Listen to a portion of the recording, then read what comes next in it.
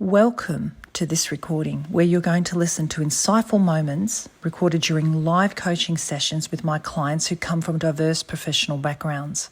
And if you like what you hear today, please share it with your friends and colleagues. And remember to hit the subscribe button now and ensure that you never miss any other episode. Thank you. So sometimes what happens is we are speaking, but as we're speaking, it seems like we're thinking. You're just either reading or you're really making sure you don't miss a word. So this becomes the focus of thought, like the expression is just thinking. I'm thinking these words. And we forget to actually feel the words, the energy of the words, the meaning of the words, the emphasis that you might want to have in that sentence. There may be one word that really hangs out. Like for me, if I was reading the poem, our deepest fear is not that we are inadequate. It's the word not. Did you notice? Our deepest fear is not that we are inadequate. Our deepest fear is that we are powerful beyond measure. So I've emphasized not, and I've emphasized the word powerful. That'll be different for different people, depending where you're coming from and what your message is. So the point is, what I want you to realize is that we want to use our head, our heart, so we feel it, we mean it, we bring that intensity to it, the lightness, the darkness, and then we create the gut. The gut is the action. So we've got head, heart, gut, the action center. Without the action, it's like standing at the door of somebody's house. Your intellect got you to their house, but you're not knocking on the door.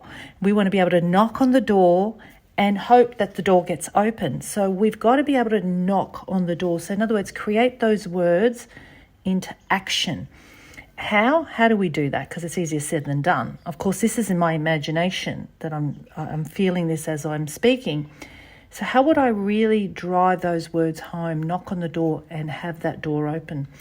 That is by even visualizing, and if you're not a visual person, you can just have the intention for the words. So you feel them, you have an intention, and it's like you're bringing the words to the person. You're not away from the person, you're reaching out to the person with the words. So our deepest fear is not that we are inadequate. And how do I do it? With my hands, my gesturing, my eyes, my face changes, my voice tone changes. I'm knocking at your door. I mean, there's a movement, there's a sound, and I'm using it through my non-verbal expressions. So it's not that we are inadequate. Our deepest fear is that we are powerful beyond measure. I want you to feel what I say. I want you to understand it. I want you to take action. I want you to be transformed or inspired. All of these things is because of the way I speak. But if I'm just in my head and I'm just reading out the words, our deepest fear is not that we are inadequate. Our deepest fear is that we are powerful beyond measure. That's just reading.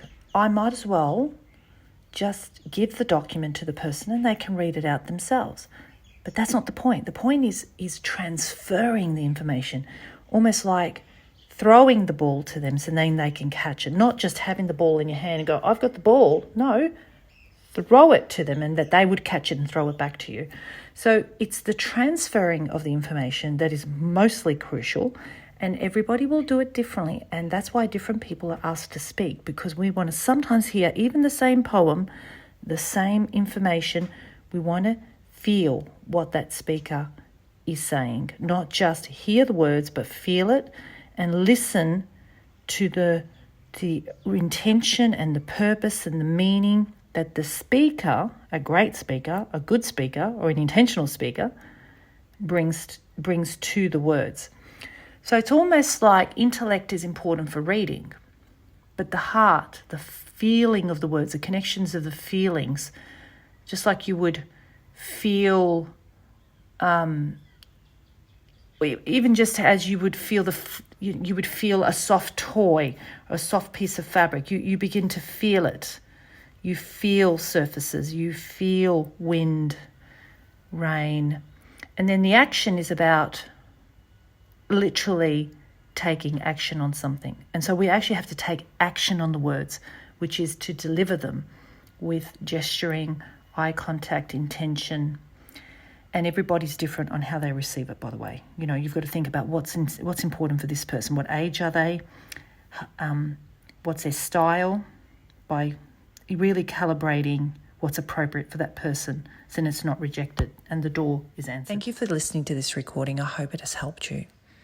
Please remember to subscribe to this channel. I'll see you next time.